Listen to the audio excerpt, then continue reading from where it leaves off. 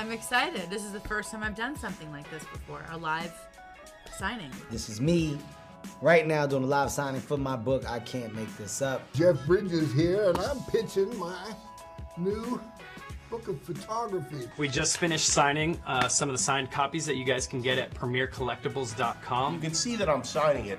This is not some machine scribbling my name. And I want to sign one for you, and I'm so excited that you're on your computer or on your phone. I'm going to sign the books while you ask the questions? Yeah.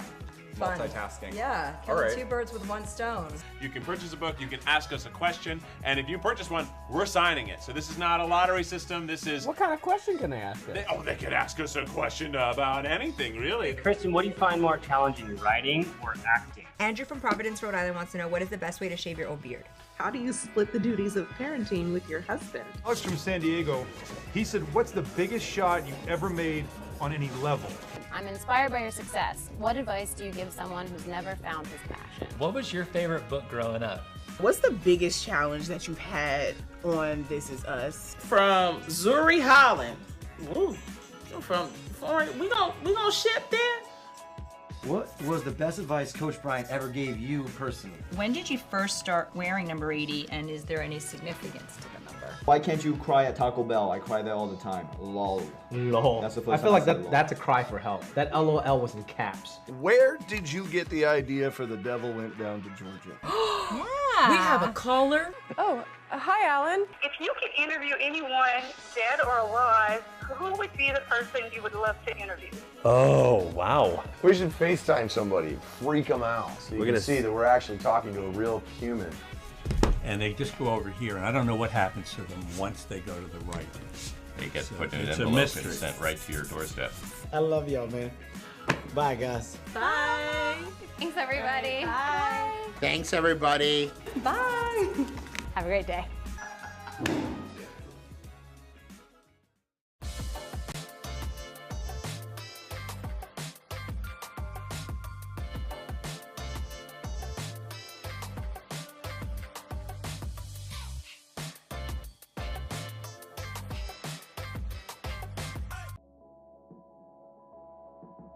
I'm excited. This is the first time I've done something like this before, a live signing. This is me right now doing a live signing for my book, I Can't Make This Up. Jeff Bridges here, and I'm pitching my new book of photography. We just finished signing some of the signed copies that you guys can get at premiercollectibles.com. You can see that I'm signing it.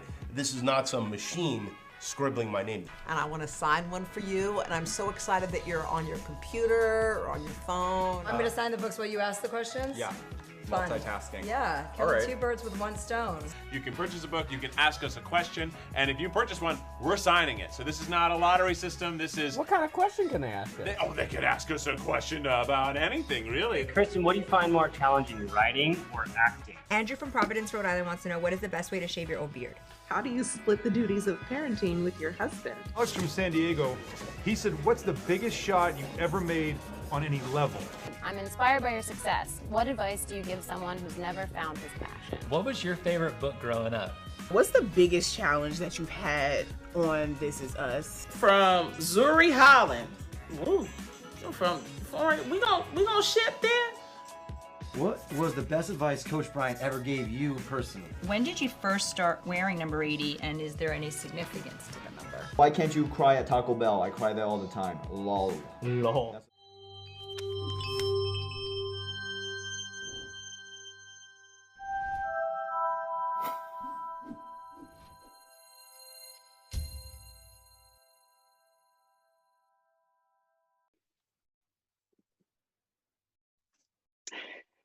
Hey everybody, thank you so much for joining me on Facebook today or wherever you're watching this streamed for my live signing. My new book, my novel, The Wig, the Bitch, and the Meltdown is out today.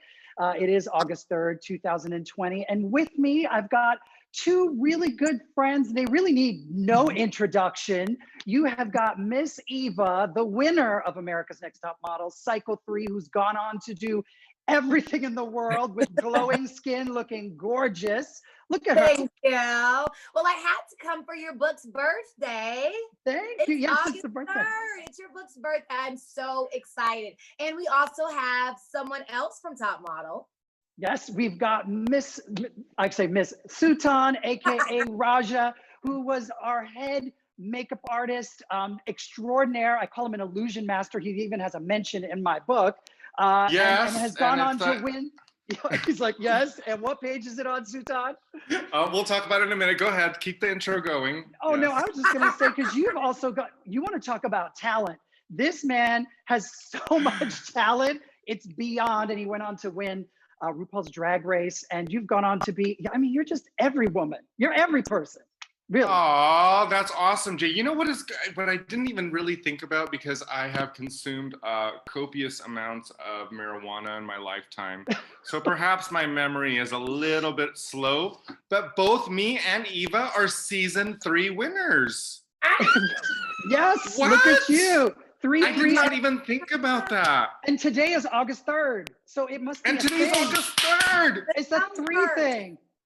Bitch, we are who's playing the lottery today? We were doing only 3s and odd numbers. Let's do this, Well, sis. whoever wins, I get a split, okay? So if you guys Absolutely. play. Absolutely. Oh, Yeah. I didn't even think We're about season 3. Yes. Speaking of that, I was just talking earlier, thinking about not only did you do Drag Race, like Drag Race is nominated for Emmy after Emmy, and now nominated yet again for another Emmy. And Jay, you can say doing Top Model, launching a show that small and seeing how big it has become, to now you're literally writing the lives of these women. How did we get to the point to where Jay Manuel, the extraordinaire, the fashion maven, is writing a novel about everything fierce? How did we get here? Well, yeah, and I'm going to sign as we're talking. Look, I'm surrounded in books. They're stacked literally right next to me. So with the book is a work of fiction. And you know what? I was just, when you've lived and worked in this world for so many years, you meet an interesting group of characters, we'll put it that way. Wouldn't you say, Eva? A lot of interesting characters. And honestly, I wanted to write a fun piece of satire. It is a work of fiction, but it is inspired by my life, not only just on America's Next Top Model, but the entire entertainment industry. And a lot of people don't know that I did do writing when I was at NYU, but people only know me in the lifestyle space. Yes, NYU. So I felt like it was time to kind of shatter that box that everyone keeps me in. And, I kind of disappeared when I started writing this book because it's so isolating, and I wrote it myself. There's no ghostwriter. And I just kind of dug into the work. And fascinatingly enough, I got to speak with and interview a couple of psychologists, because I really wanted to look at the psychology around these unique characters and how they come together and collide and clash. And, you see this, you go through this crazy roller coaster ride in the book. And not to spoil it for anyone who hasn't read it yet, but towards the end, in the last third of the book, I kind of blur the lines and I break the fourth wall. It becomes very meta. But really it's this kind of metafictional element or mechanism that really goes against literary convention. And ultimately it kind of wakes the reader to look at their own world. So it's meant to be a lot of fun, and you just can laugh all the way through it. You'll probably talk to the book actually at times. but I also wanted people to kind of, for those who want to dig deeper and look at these characters and their struggles and the psychology around why they're doing certain things, there is a gravitas to this whole piece. For sure. And I wanted to hit on some core themes that I think everyone can relate to. One, what is the cost of fame? Two, looking at specifically in the book, the entertainment industry and its kind of rampant abuse of power, but ultimately how that translates to everyone at home. How do we deal with power struggles in the workplace? Absolutely. And then really important to me was looking at how the entertainment industry deals with intersectionality and Black women's identity, because clearly that creates a pressure cooker, for these women, these powerful queens on television, and what they have to kind of deal with in an industry that's predominantly run by men. And there are all the other kind of facets to that very complex place where one has to stand up and be themselves. So, again, it sounds serious, but the book is meant to be a lot of fun, satire. I just have a blast with it. So I have a fun question from one of your fans that wants to know, her name is Maria from Melbourne, and she wants to know, what was the hardest thing about writing this book, and what was the biggest journey and thing you learned about yourself while writing this book? Wow, that's such a great question. So I'll start with the end of the question. That I actually learned, I got, you know, when you write it, well, this is a really emotional answer, actually. We're not authors, Jay. We don't know. You're the author. So it's such an emotional journey ultimately, because, you know, we work in a world of entertainment where everything's collaboration. So when you write, it's so isolating, and most people find that, you know, nerve-wracking or off-putting. At first I was a little nervous, but ultimately I got to know myself in a way that was so profound. You know, the character, you know, Pablo Michaels is inspired by me, but he's not really me. But I wanted to put a very vulnerable part of my life in his character, which is around my own personal adoption. And I was adopted. People don't know that. I think I learned. I did not know. Yeah, so I wanted to kind of bring that storyline into the book. And so that became a very, very powerful thing to write in, you know, on the page. And it's part of the main story. And then there are a lot of twists and turns with that. So that was very vulnerable. But what I learned in kind of working with myself and sometimes writing, you know, 14, 15-hour days, 6, 7 days at a time, you know, without any communication with anyone, which, by the way, I used to think writers were all bougie, like, I need to be alone, I can't be disturbed. Then I start really writing and getting into, like, especially my second and third drafts of the book, I had to like cut off the world. You end up living in the world. And even though these characters are inspired by people within my life, they are their own characters. So they come alive on the page. So I guess the thing that I learned the most about myself was how to find an extreme place of joy in being very, very alone and isolated and exploring all of my emotions, because ultimately there's a piece of me in every character in the book, you know. I have a question about the isolation thing, because I really, you know, we've talked about this before. I prefer the isolation, but how isolated were you? Were you still on your phone? Like, no. You just stayed off. You were like not on Facebook, not on nothing. You just let it go.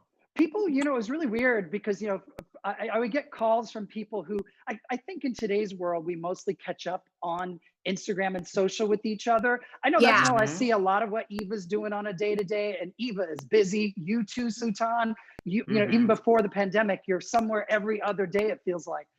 But I started getting texts from people saying, are you okay? You're not on social. What are you doing? Like, is everything all right? And my phone was off, was in airplane mode. And because I typed on my computer, I had to turn the alerts off. And I would only check my emails and texts kind of like at night. And there were friends who didn't understand that. They felt, my friends know I'm there for them. So they didn't understand when I wasn't as available. And that was the difficult part of the journey to answer that question that you read earlier, Eva. That was the hardest part, where was really managing relationships, because people didn't understand the isolation, and I didn't know I was going to become that isolated. But I had to kind of create something this kind of fantastical and funny, you know, because you have to keep reading through it and finding the humor everywhere. That's a discipline that I don't understand, and you have always been a beacon of like that kind of person that I'm not. You're the guy that gets up in the morning at 5 in the morning to do a workout, and then you meditate, and then you write a piece in your book, and then you're on top of it. And shit, honey, that's a lot of work, and you should be very, very proud of the accomplishment. So. You know what they say, the best way to show self-love is by dedication and sacrifice. And so if you were to be an example, and not by words, but just your sheer dedication to yourself, to these characters, and to this book, it's the best way you could have loved yourself in the last year, is to show that everything else you can put aside. But speaking to these characters, Sutan, you obviously, okay, so if this was to go into a series, you would be playing you. You'd be playing your own Please, character. I need to be more on TV. I need more TV time. So please. Is anyone at Netflix watching? This is a fucking series, and I need a role.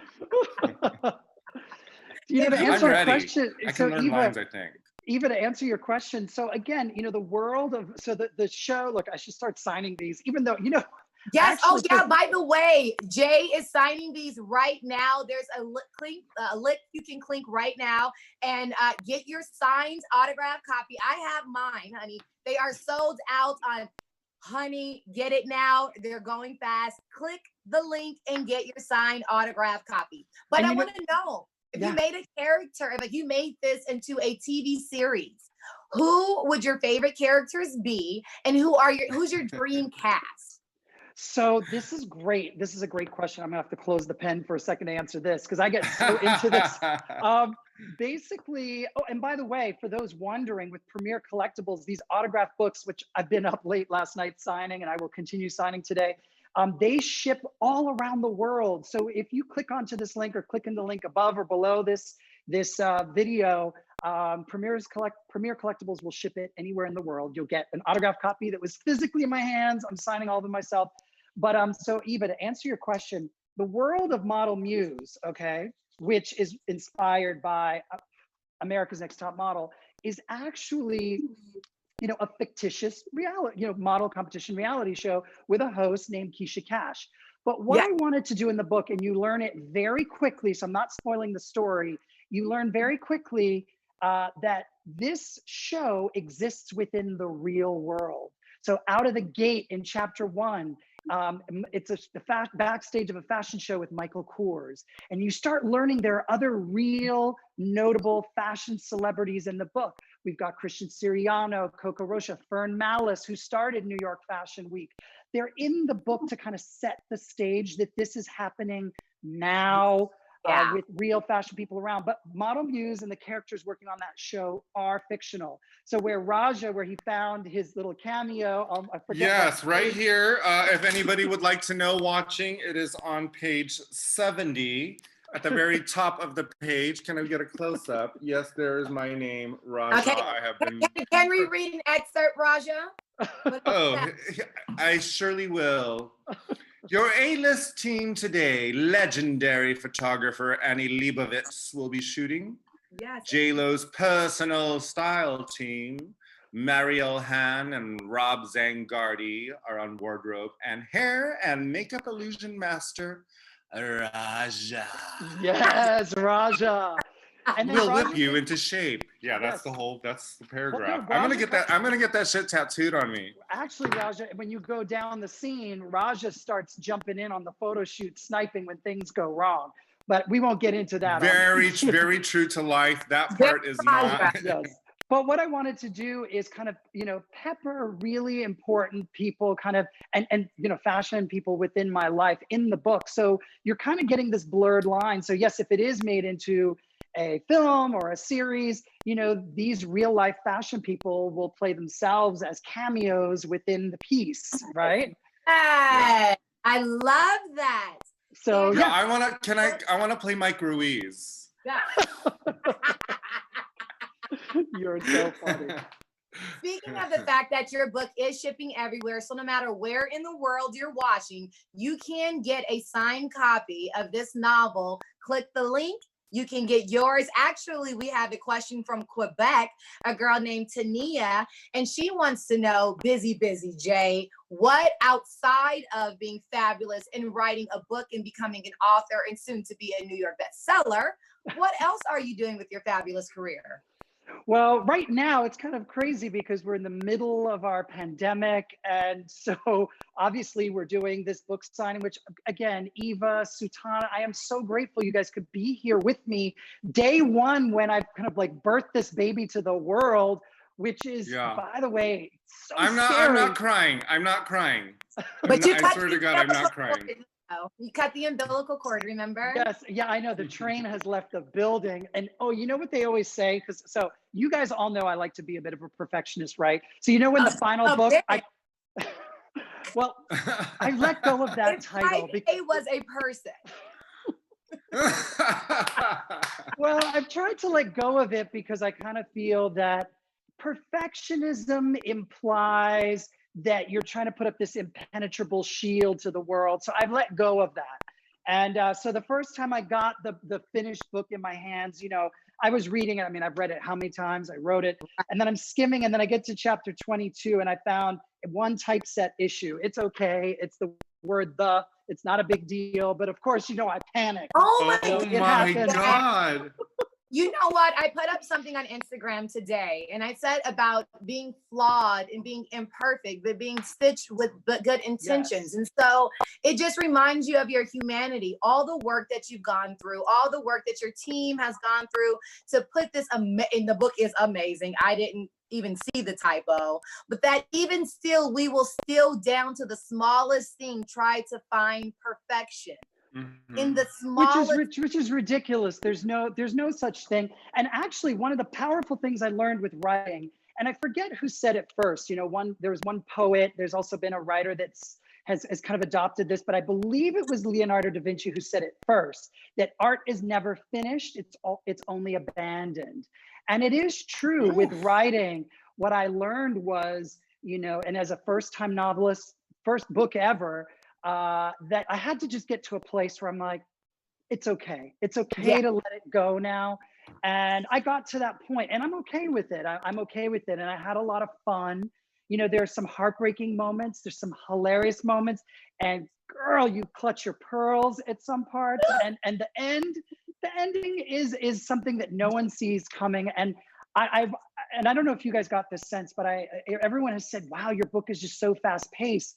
But I wanted to kind of mirror the relentless kind of pace of working behind the scenes on a show like this, so the reader feels it. It's what I wanted them to feel. Yes. Yeah. Okay. So speaking of the show, and Raja, you answer one of these questions too, because you've been on a couple of crazy shows.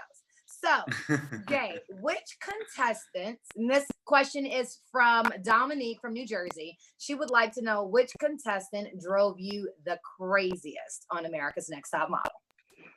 Well, now we can't say Can Eva. I answer No. that? I know I'm it's just crazy. I know. I said that stairwell smoking cigarettes. I was so stressed out. Actually, Eva, you know what? You know, if honestly, and there's no BS here, you weren't difficult to deal with. There were girls that were difficult to deal with. What I actually saw in you, going back years now, oh my God, like 2005, right? Yeah. No, I was 2004. We came out and we shot that. Yes. Yes. Wait, Eva, how old were you then? I was 18. I'm 30. Oh my God. I know. A baby. I know. I was explaining to Jay, like I don't think he understands how much of what he gave me for this business. When he was doing it, I think hell, it's a job, right? So I think part of it was I'm doing my job and I want to give these girls some nuggets. But what Jay gave me was a sense of self that I think would have taken me years to realize. I learned summer with him because of the magic that is him. And that is what you see in this book.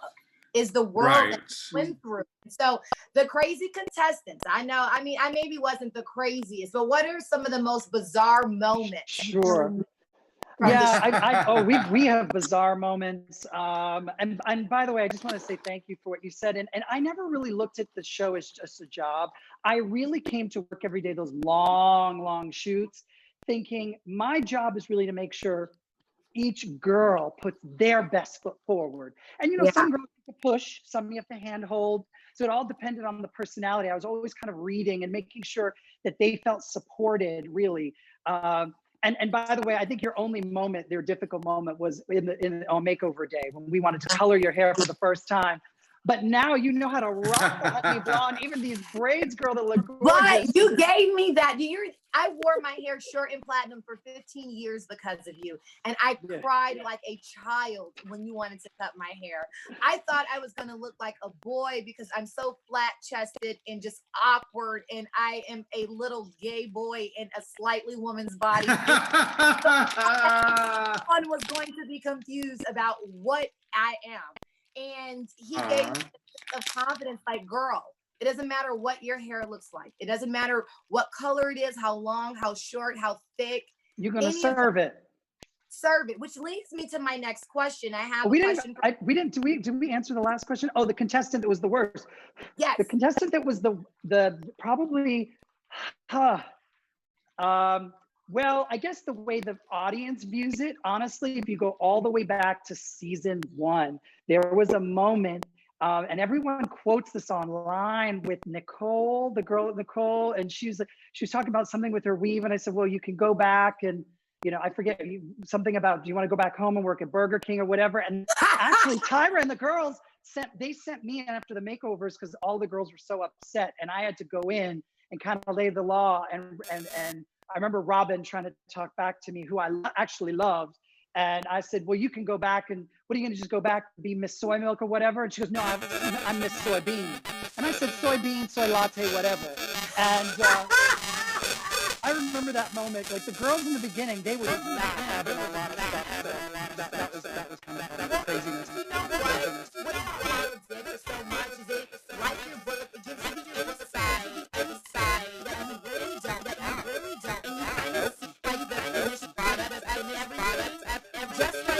just like Drag Race, like you see Sutan, yes, you want that signature, click the link and get your signed book. But just like you see him walk into the workroom and then magic happens and everything is just like completely different, and that's the beauty of aesthetics. But if you look back 15,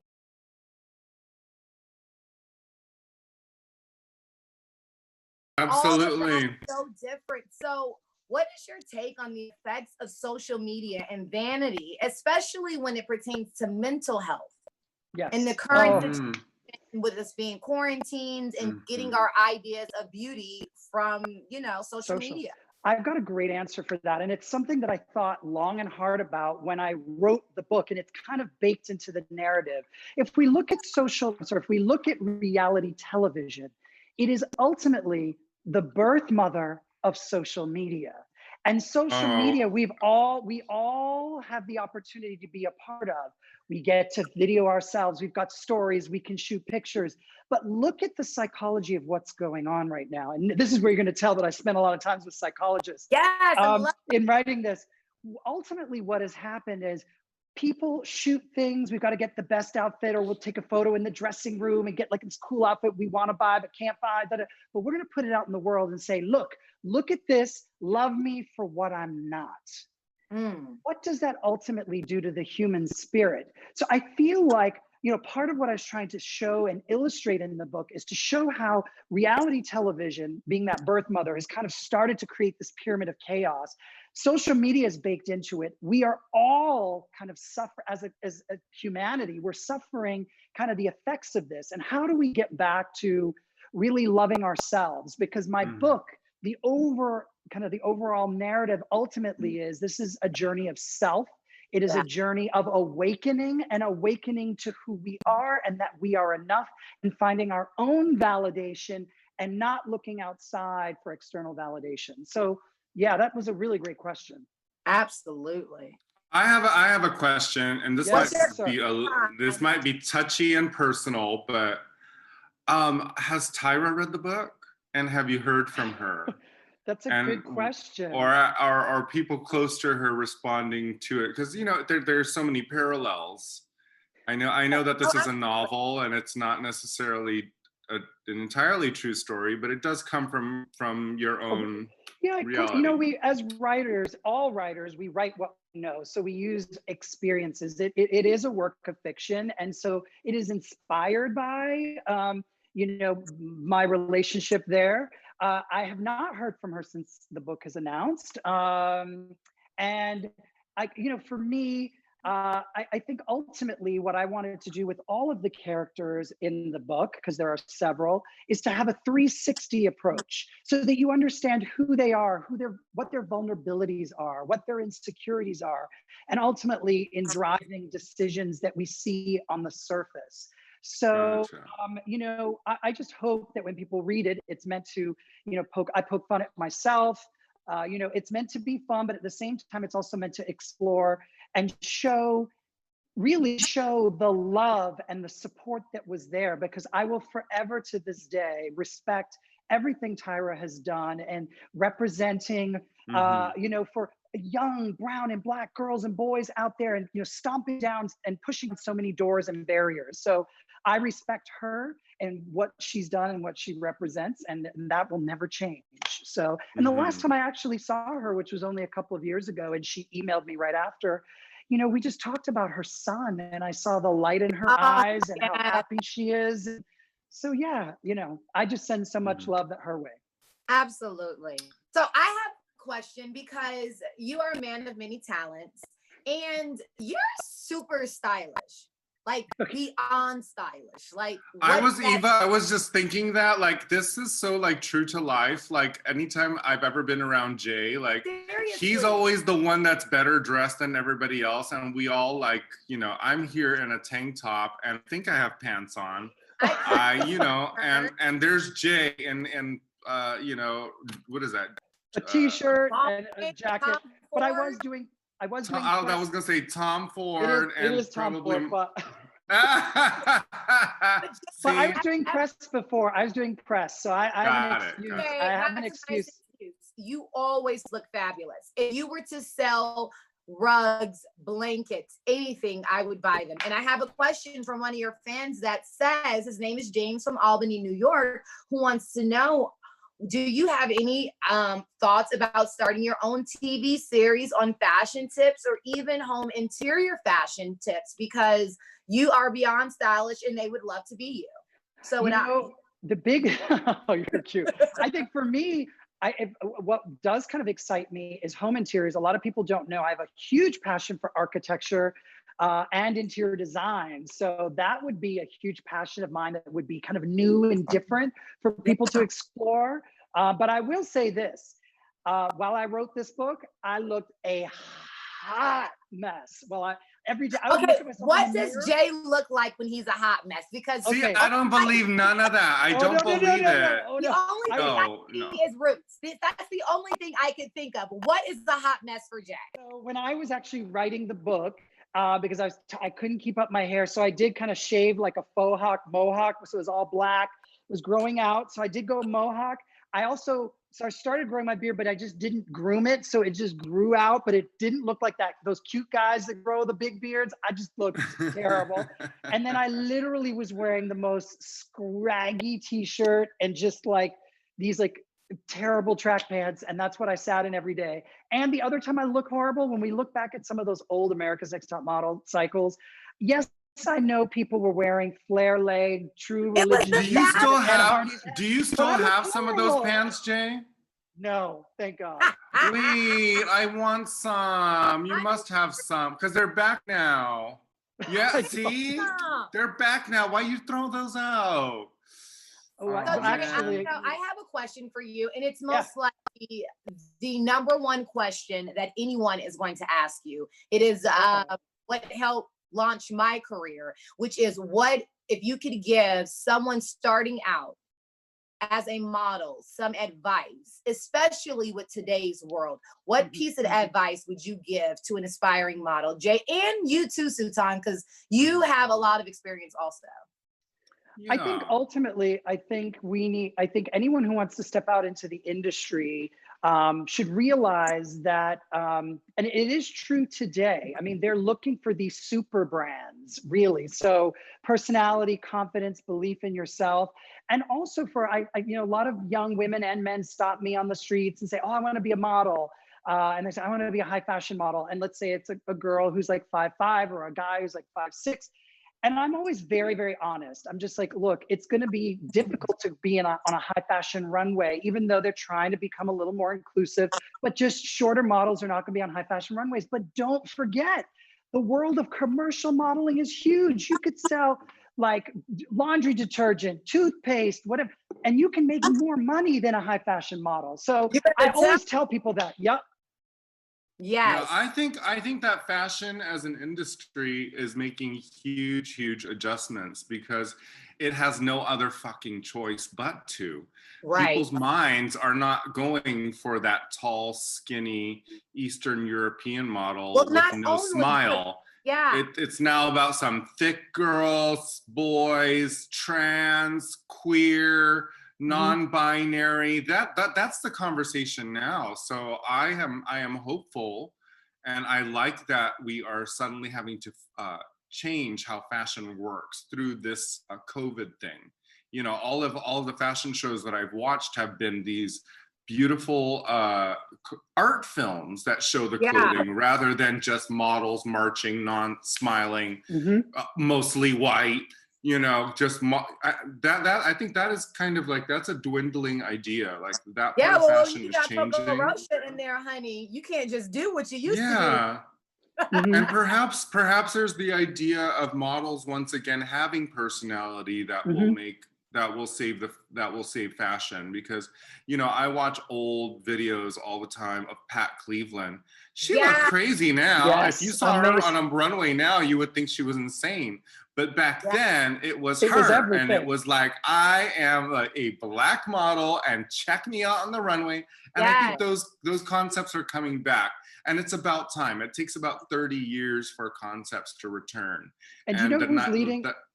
Do you know who's leading the way with this? And it's Edward Enninfel. And I've got to tell you, I've worked with Edward, you know, years ago, and because he used to, you know, creative direct a lot of major, you know, campaigns. We did a campaign like for Tommy Hilfiger together, for example. But seeing him head up British Vogue, if you look at the masthead, like they did a photograph of what British Vogue staff looked like before, and now with under Edward, you see all the colors of the rainbow. Because where we're going to affect change is having, you know, people behind the scenes truly being represented and inclusive and telling their own stories. That's when we're going to start to see change in the. And by the way, can I tell you something really personal about writing the book? So I'm telling this story very authentically, right? In that, I mean, we're talking in the literary world right now, they want more inclusivity. However, in the literary world, they like their very kind of their stories to be very specific. It's either about the South or it could be about slavery, et cetera, when it's dealing with people of color. Whereas being a part of a franchise like America's Next Top Model, that was a huge mainstream show. You had Tyra leading the helm, myself, I'm biracial, you had Miss J, you know, and even Nigel, who's part Sri Lankan. So, you know, you really had such a great group of, you know, talent. There were all different ethnicities. And I wanted to represent that in my book. And when I first submitted the book to my agent, who, by the way, said, she goes, oh, this kind of reads like Black Mirror for the literary world.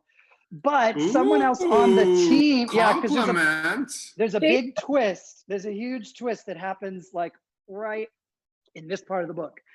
I did that real fast. But the thing that was really kind of upsetting to me is someone wanted me to say, well, what if Keisha was Kirsten? What if she was a white supermodel? Yeah. And I said, that's really very interesting, because I doubt anybody went to Lauren Weissenberger and said, hey, you know what? I don't think we should make Miranda Priestley white. Maybe she should be, you know, Chinese or Black or Latin. No one said that to her. But yet, when you have someone who's a person of color, they're like, well, what if you kind of do, you know, can you imagine if I did that? Even though this is not, you know, this is a character. Keisha Cash is a character of my imagination, but it's an inspired character. Why couldn't I not have her be a beautiful, she's a dark-skinned chocolate queen. She's everything. And Pablo, when he meets her in the first chapter, he reveres her. He's revered her since he's been a teenager. Why can't we have that kind of messaging out there? So I wanted to keep it authentic. So again, you know, for those watching or tuning in right now, we're talking about my new book, and on Premier Collectibles right now. I'm signing these copies and talking, but if you click the link above or below this feed, they can ship you one of these autographed copies worldwide.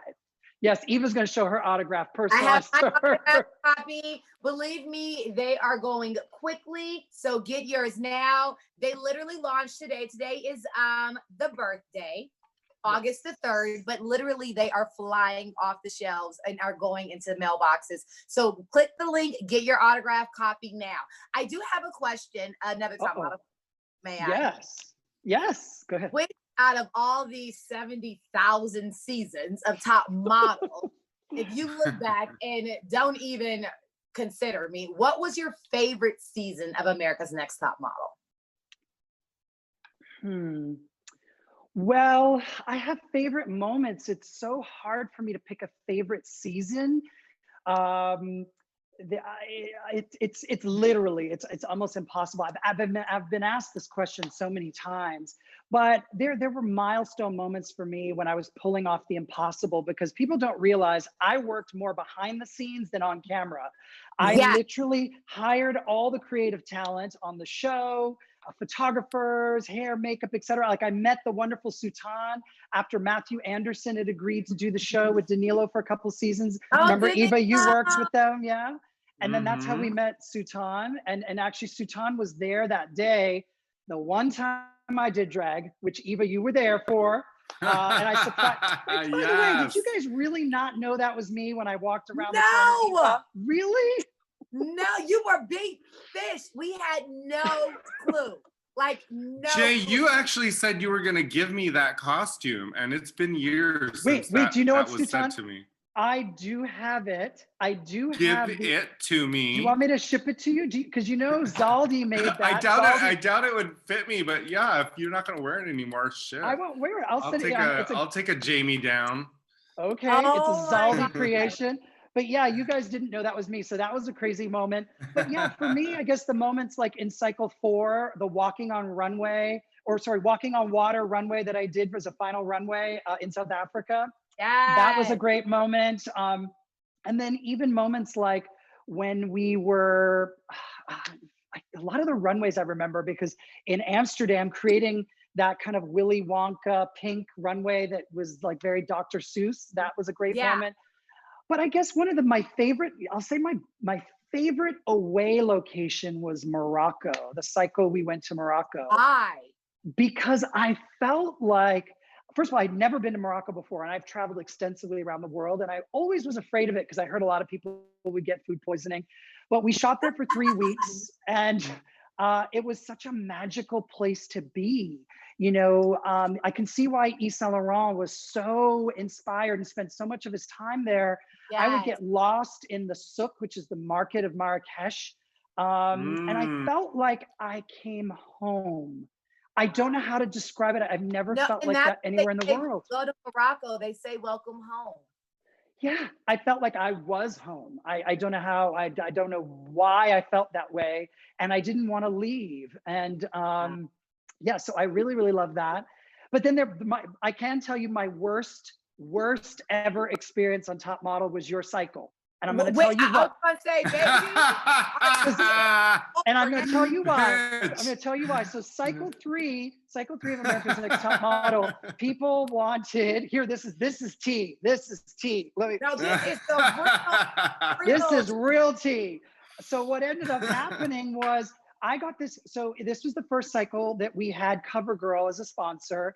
And, you know, I had the pressure of creating that CoverGirl ad, which I mean, Eva slayed in that last episode. But when we flew to Tokyo, I was supposed to produce a commercial and they gave me a huge budget. Now, production hands me the budget and I'm in charge of it. So I hired a famous director. We built this, Eva, you never got to see it. We built this huge set.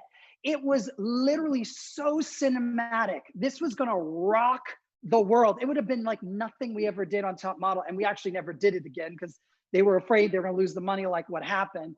Because then when you guys flew in, and then what happened was you guys just, the contestants flying with a Wrangler, and then the border customs would not let you guys in. Well, let me tell you what they thought. I know what they thought. Tell us. Okay, so myself and about 8 other beautiful women, Americans, come to Tokyo with no work visa, just passports. They thought we were prostitutes. Wow. Tokyo to work the businessmen. And so, and who's my best friend on the show, Ann and I, so afraid of our NDAs, made up a lie because Ann's dad was like rich and had won the lotto. So we were saying that like we had to lie literally to Japanese officials not to get in trouble for this American TV show. So we lied about being her dad sending us here for her graduation trip. They ended up detaining us. We spent a night in like a Japanese detention situation. They flew you to Guam. Seoul, no, we went to Seoul, Korea. Oh, first. to Seoul, Korea. Oh. Then Guam. When I tell you I was so exhausted, I needed the biggest joint and cigarette. But no one ever knew. And we never got to see what you did because we were 4 days late. Yeah, so what happened was it was the second time ever, I think, in the history of the show that we shut down production. But then in Tokyo, just so that you know the way it works, they're very kind of respectful people. You have to pay them. So we built this set. It's rigged. You guys are supposed to land and do this commercial with me. Epic commercial in Tokyo. And then what happened was when you guys were detained and the whole thing shut down, the team said, well, we got to pull everything down. So they tore down the set. Everyone was paid for in advance, couldn't work on the show. So when you guys finally showed up, we were days behind. They wanted to go into judging. So they said to me, well, I have no budget. I had no set. So the director took pity on me because I was almost in tears and I worked hard to secure him. So he said he would show up and they literally gave us the reality cameras, like that we shoot the show on. And we were in the garden outside in the hotel where the judging was.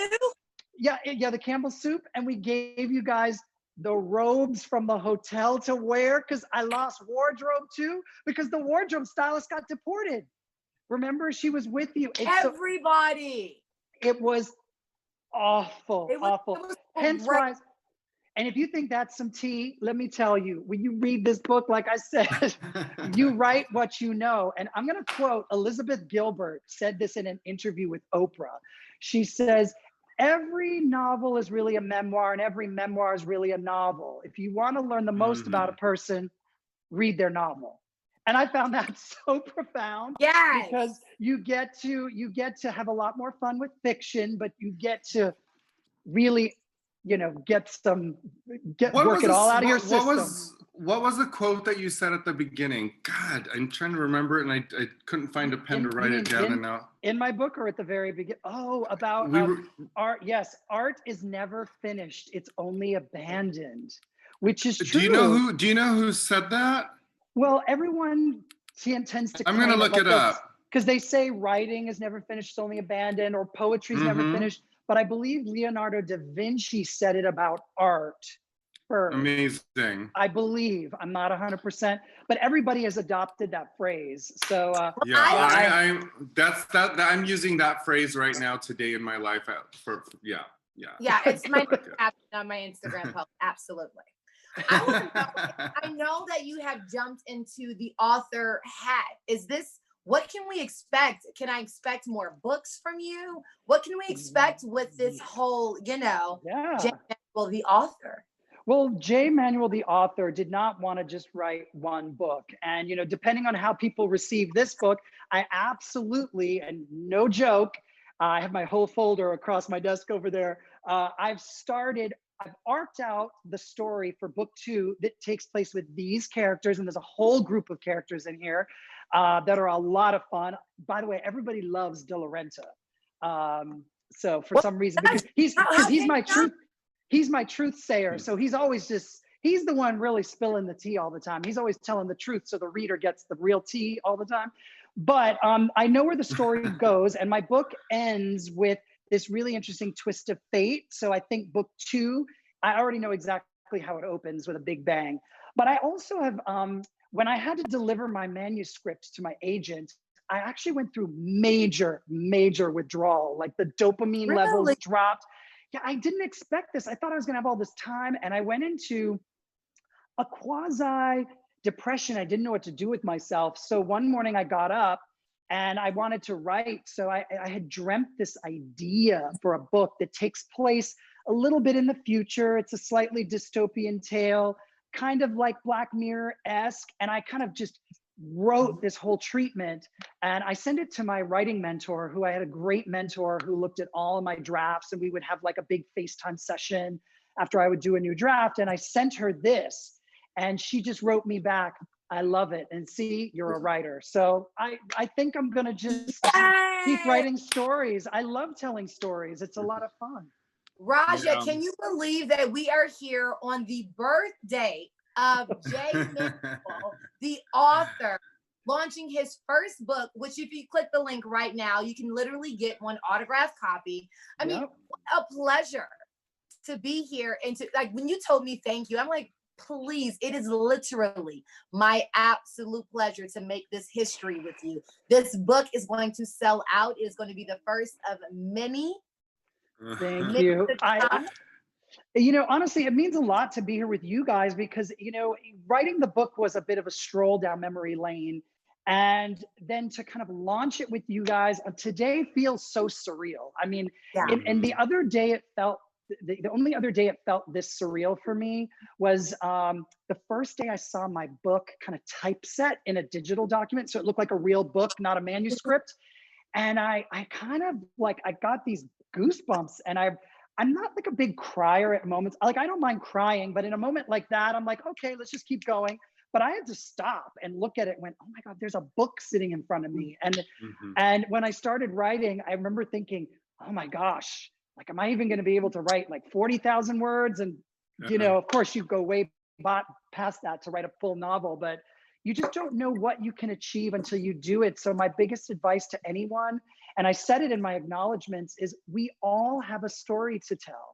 And people, whether you've gone to school for a creative writing degree or not, there have been so many successful authors that haven't even gone to college or university, or successful authors that couldn't get a literary agent or a publisher. Right. But we all have a story. Don't let that stop you. And I felt like I was facing this big hill because everyone sees me as the fashion lifestyle guy or hosting red carpets, and who's going to take me seriously? And I just said, you know, you've got to do your thing, and you have a story to tell. And I was surprised, you know, delightfully surprised to see people kind of responding to the story. And, you know, as my friends only recently just read the book, because I kept everybody out of the loop. Everybody, you know, getting the yeah, literally. I know you guys just got yours. I mean, I wanted to comment really quickly. Eva asked me if I could believe that this is actually happening, and yeah, I can believe it, because a lot of us have been through a really interesting journey. We are also of a certain age now. The things that happened, you know, that may mimic a lot of the things in this novel. Yes, they, you know, whatever. I'm just saying, you know, I can believe it because I'm part of a tribe and a circle of people who are people with imaginations, people who are focused, people who really are storytellers, and you know, and we just have it. We're stars, you know, and that's what we do. So I can believe it. I can believe that Jay's doing this, and I'm so proud of you for doing it. So. Thank you. You know, everyone has to have an opportunity to tell their truths, even on like the pages of fiction. It is fiction, but there is me. My heart is beating on the page, and I will say there's one scene kind of towards the middle of the book. It's a very kind of heartbreaking twist moment where it's kind of the all is lost moment for the protagonist, Pablo Michaels. And there is a scene there that is very powerful. And when I wrote it, that was the only scene that when I wrote that, I actually bawled. I couldn't see the screen. Wow. So there, yeah, I really went fully vulnerable. So I want to ask you a personal question, if you don't. Sure. Especially with what Raja just said. And it's actually one of the questions that was on my list from one of your fans. How long has this story been in you? And what is it that gave you the courage? Because like you said, we see you as a guy that's in this box, fancy box, beautiful box, but still in this box. How long has the story been in your heart? And what gave you the courage to say, you know what? I'm out of this box. I'm creating a new world, and I'm going to do this. Because I think that will inspire so many to see you're successful. You didn't need to write a book for more success at all. Yeah. So how long has it been there, and what really made you do it? You know, the official answer is that, I started this, you know, outlining this in 2014. But if I really, really, really speak the truth, I think, and I actually remember speaking to one of our executive producers on the show behind the scenes of Cycle 4. And I looked around, I said, you do know the real story is all this insanity behind the scenes. And his words to me were, oh no. And you got to remember, I'm talking 2004. Oh no, you cannot. We don't break the fourth wall. The fourth wall meaning, so for those who don't know that term, I do explain it in the book. the three sides of the world of TV is what you see. The fourth wall is where you sit. So he says, we do not break the fourth wall. We could never do that. And I said, well, have you guys thought of doing a documentary behind the scenes? Because the shit that's going on right now is just crazy. And he said, no. So I remember that was probably the seed that was planted. A light bulb, yeah. Cut to 2014, I realized there was this story in me. I actually dreamt the opening scene, chapter 1. It was kind of, I saw parts of it. And then when I was on a run, I saw it like a movie, and I came back and I dictated like kind of the scene of chapter 1 right into my phone. So I didn't forget it. And yeah, I just felt like it was just, this was just bubbling up, and I knew I was going to tell a story with these kind of core themes and tropes around the entertainment industry that everyone on this planet really can relate to, because all these characters are people that you have in your life. They don't work in entertainment, but they're the same type of person. So I knew it was time to start writing the story and speak a truth that needed to come up. And the only way to kind of exorcise, let's say, that demon out of me was to write it. So yeah. May I encourage you as a friend to just keep going. I like this idea of you as an author. See, you know, I haven't gone through the entire thing. I'm probably I know you just got it. I'm so I just got to me on page 70, so I kind of stopped there. But you know, I think I'm encouraging you as a friend to kind of keep this idea going of you as an author. I really, really like Jay Manuel, author. You know what I like? Oh, it's so sexy, honey. What I like about Jay Manuel, the author, is he's vulnerable. And when we look at Jay Manuel, the magic, you're Teflon. And I think I use that word when I describe you. Like, he's Teflon, nothing phases him. And even if there is disarray, you can't see it. And so what I love about you as an author is that you show the multifaceted, the duality of who you are, having to be on and having to be appropriate and professional, but you're still a human, you're still a person, you still feel. And then, so for us who have been fans and adored you, we now feel like we even know you even more because your vulnerability through your writing is just, I love it. I absolutely. Thank you. Thank you. Yeah, I wanted, and again, there's a lot of me in Pablo. There's a lot of Pablo that is not me. But ultimately what I learned, and I did not even think about this till I finished the piece and was handing it off, was I just kind of had this epiphany where I was sitting there one day and I thought, I'm actually kind of in all these characters. So these flaws, the struggles, the fears, they're ultimately coming from me. And so that's what I meant by early on when I said I learned the most about myself. Yes. We even get to see Pablo. I mean, he's not perfect and he starts to stray. And you just hope while you're reading that he's going to come back.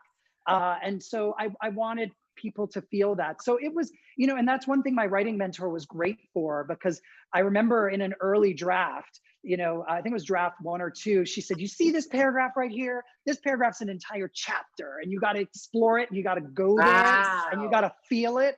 And she really pushed me, and I'm glad that she pushed me because I essentially would have to go back to the drawing board and do the work myself. So again, signing these. I really want to thank you. I really want to thank you for the red lace front that came in the PR package.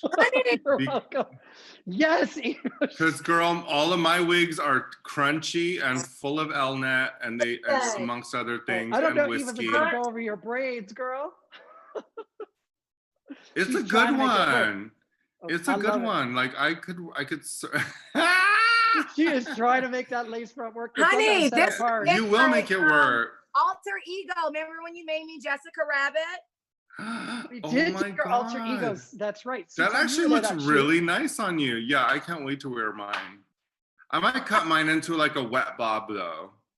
Yes. I love it. I feel like Keisha right now. And all of you can feel like Keisha too, but if you don't get your book, then you're tripping. So do yourself a favor, click the link, get your autograph copy right now. I have mine, Sutan has his. I got mine, look. Yours right now. Yes. I love you wrote your quote at the top, excited. Sutan. That's hilarious. I did. I wrote it right in at the book. top. Right there. Oh yeah, you know we should read. I should read this. So, right before chapter 1, if you guys notice, there's a quote in the middle of the page. It's like right before chapter 1 starts, guys. And I'm going to read this because this actually means more than what people think it means on surface. But I wrote, yeah, the world of reality TV is not real, and yet reality television has morphed into reality. I've worked in this world of smoke and mirrors, and when the smoke dissipates, the mirror reflects the truth. And I obviously hyphened it my name. And I put that there as people go into the story because, Eva, as we were talking about before, this whole idea that that reality television is the birth mother of social media. This whole book and this it's a fun, totally laugh out loud ride, is designed to kind of force everyone to look at themselves and and examine the relationships around them. And so I hope, we shift the paradigm about how people look at power, authority, and relationships when they read this. Well, your quote is definitely going to be my new mantra. I am going to meditate on this because this quote is everything. Starting my absolute career in reality television, I think your quote is spot on. I have seen it change since we started. We didn't know what we were doing. We were just doing. Now it's like a whole formula and it's like written out, and you are a pioneer of it. You have created something that has spread legs into so many other people that you have allowed them to be blessed from it. And I'm so excited that the meltdown is finally my legs are spread. So you know what? There's coronavirus. Close your legs. Do you have antibodies? But it's a great time for it. It's August 3rd. It's the birthday of your book. And during this quarantine, while we're at home spending time with ourselves. Perfect beach read. It's meant to make you, or if you're in your backyard, I guarantee you will get lost in this world and you will just be hollering. You're going to want to talk to your friends about it. It's meant to be. Yeah, it's a great escape. Oh, and for fans of Top Model, I've baked in Easter eggs all throughout the book, meaning things that you will recognize. Of course, there is a chapter called Meltdown. That chapter is inspired by a famous meltdown on a judging set of America's Next Top Model. So there are these little Easter eggs for fans. But if you're not a fan of Top Model or have never watched it, you're crazy. No, but you don't even need to know the show to read the book because the book is designed to set up the world and everything. But fans will definitely have fun trying to pick apart fact from fiction. That's why I try to weave the fiction all around all these recognizable moments. So how long are we doing this? Because I can be with you guys all day. I think we're wrapping up. Are we? What is it, storming where you are? What? It is like it literally has started a full tsunami. I'm sorry. I'm in Palm Springs and I'm sweating. Well, I hope all my sunflowers aren't. Did my sunflowers fall over? Oh my God, I'm so sad. I know. I've seen your sunflowers on social. I planted 36 sunflowers all around my house, and they're like 6 feet tall. They're fabulous. But they're not as fabulous as this book. And I have my signed copy. The question is, do all of your fans have their signed copies? If not, click the link right there. It's either below, above, or maybe to the side. Click the link and you can get your signed copy of Jay Manuel's new novel just released today. Get yours. I've got mine. Sutan, you got yours. Where's it at? Yes, and I mentioned on page 70 at the top of the page. Sutan, you're hilarious. I would like to believe I'm Keisha, so Well, there are several different people to inspire Keisha, but I think people have fun reading her. And again, today the synergy today. There's 3 of us. You're Cycle 3 Drag Race winner. Eva's Cycle 3 America's Next Top Model winner. It's August 3rd. I think there's just this trifecta thing going on. The number threes. Someone play the numbers on the lottery and split it. It might have to be me. I'm fine. Sutan, don't go missing once you hit those numbers, okay?